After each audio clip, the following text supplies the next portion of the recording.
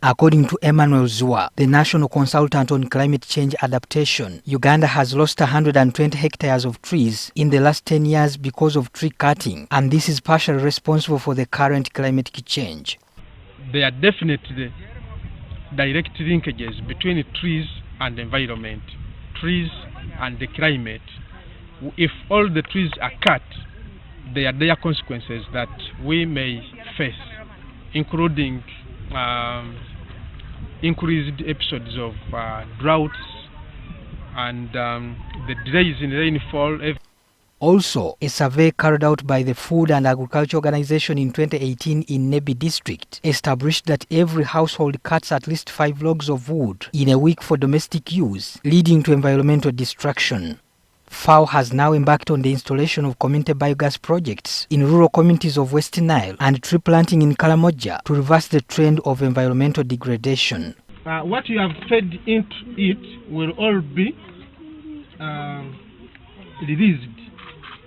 When you come back after how many days you have spent away from your home, you just replace this and feed in more here to get to restart the process, and in 2-3 days you start to get gas inside.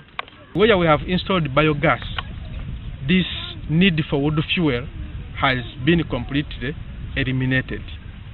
Where households do not have enough biomass to feed into the system, at least the need for wood fuel has reduced from 5 logs to about 2 logs in a week. FAO has also installed 82 biogas systems in West Nile out of the targeted 200 planned to be installed between 2018 and 2023. That thing saves time because I used to cook with the firewood. We were collecting it very far. Kitchen has become even more important to me than the main house. Then of course I'm inspired to do more in the areas of agriculture. Women in the West Nile region of Uganda are said to be spending 4 to 5 hours in unpaid labor, such as fetching water and firewood, and the biogas project intends to reduce this burden. If you bring biogas closer to the household, all these 4 hours will now be reserved for a woman to increase involvement in productive activities.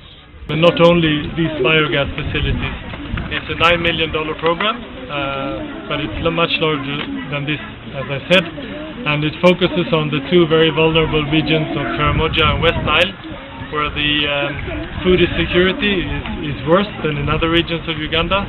This approach is believed to be an effective tool to reduce global warming.